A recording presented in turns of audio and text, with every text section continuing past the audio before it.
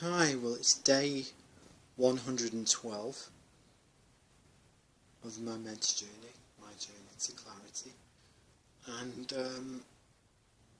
I've had a really good day today.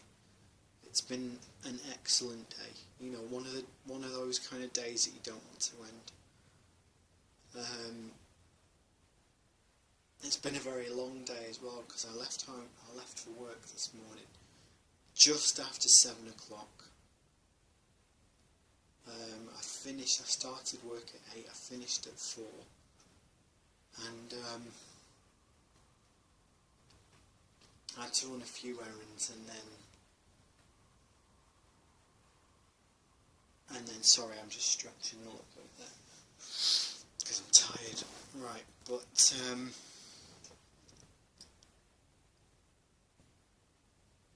you know, I ran a few errands, and then I didn't get home till about 6:30. You know, and I only live a couple of miles from work, so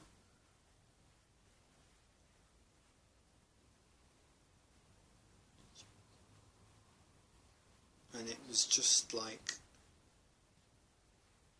mad today because it's just been non-stop. But I've been okay. I've kept my spirits up, maybe because it's a Friday. You know, it was just easier to deal with.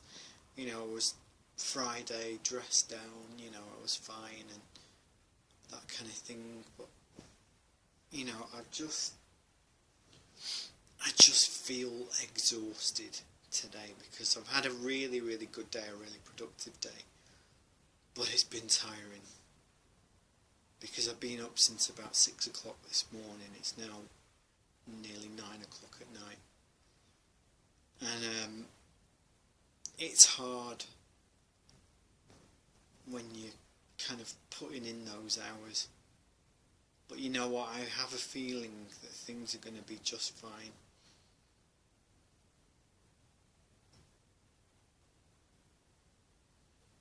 You know, there was something that my mother said to me just a couple of days ago, actually, which I've mentioned in the blog post before, about how I couldn't control the fact that my friends had died. You know, I didn't have any control over their deaths, over the circumstances, over things that I could have said to them or done to them, you know, well, not done to them, but, you know, things I could have said or done that might have possibly saved them or helped them in some way. I did try and be as good a friend as I could possibly have been, and with a few of them I managed to spend quite a lot of time with them before they died. But I recently reconnected with some of my cousins who I haven't seen or heard from in many years now, and I think since the death of my uncle back in October of last year, I think things for me have definitely changed. You know, I've kind of taken life and put it in a new, in a different perspective. You know, because everyone around me is expecting me to be super duper competitive all the time. I mean, I'm not a very competitive person, not anymore, because I think although some competition is good, I actually find that I find now that the only person I need to compete with is me. You know, because that's the only thing that counts. You know, you run your own race. You know, and this is your story, this is your life, so you live it how you want to live it. As far as I'm concerned, as long as you're happy, you're healthy, you don't harm anybody or break the law, you know, you've got enough food in the cupboard, you've got enough money in your pocket, you've got a decent roof over your head, you've got a job, you know, and you've got people around you, family and friends that love you and really care for you, then you know, what more do you want? What more can you expect from life? Obviously, there are those people who are very, shall I say, in inverted commas, driven.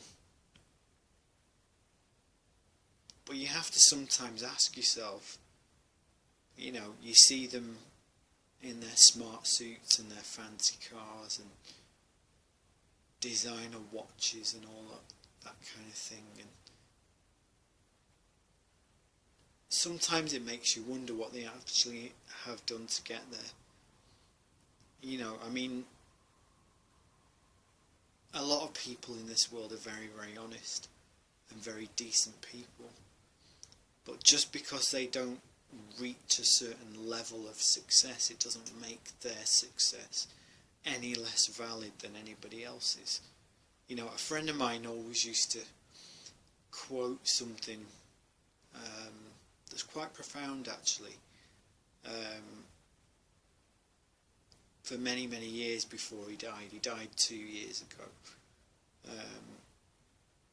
Well, 2.5 nearly now, because he died in January of 2013. But he said, those who don't reach the heights in life still have a value in this world. And I totally agree with that, because there's so much talk of, look at me, look at how successful I am, you know, here's all my pictures, here's where I've been, here's what I've done, you know, it's all me, me, me, me, me. You know, and I'll be honest, I've been like that for a large part of my life as well. You know, I think we're all guilty of that. But I also think that in addition to kind of achieving success for yourself, you then kind of have to have a sense of responsibility to others, to give back after you've achieved what you've wanted to. You know, you kind of have a responsibility then, because don't forget, not everyone is as lucky as you, me, you know, anyone else in our circle. Some people have it really hard. I mean, I was on my way to work this morning and there were two guys asleep on the pavement, two homeless guys in Piccadilly Plaza, and they were lying down outside some of the shops, and it was really sad to see. You know, that there are two guys that were desperate for help and they've got nowhere to sleep. And yes, alright, it's summertime now, it's June, it's nice and warm and comfortable for them, weather-wise.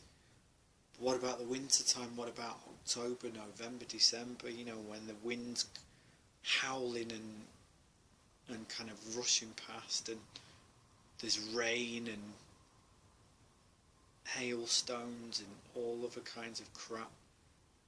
Loads of noise as well, you know, around that area. And it just makes me sad. But one thing that makes me more sad is the fact that there are certain people in my life who just do not seem to accept that I'm happy as I am. You know, I don't need a big, massive house. I don't need a fancy car. I don't need a designer wardrobe. I don't need, you know, a yacht on the Thames or whatever, you know. I don't need that, because I'm happy enough in myself and secure enough in myself not to need those things. To know that there are things that are bigger and better and far more valuable in real terms than anything material. Do you know what I mean? There are so many more important things in this life. There's work, you know, there's family, there's friends, there's, you know, pets even. I mean, I've got 2 cats and I adore them. I absolutely adore them, and I would, you know, I'd die for them. Because they're such great boys. I mean, Chico, he is forever coming into my room first thing in the morning. It's kind of like this routine he does now. He'll come into my room at say 6 o'clock in the morning to wake me up and just see how I'm doing and everything. You know, and I think that's really nice because it just shows that even animals have that sort of sensitivity, and people poke fun at sensitive people. You know, people make fun of those who are sensitive, but you know what? Do you know what sensitivity is? It's the sign that you've got a decent heart. It is the sign you've got a decent heart. And, you know, obviously since the death of my uncle, family's been really important to me, and friends, and spending time with people that I love being around. You know, that means more to me now than any amount of money and any amount of success or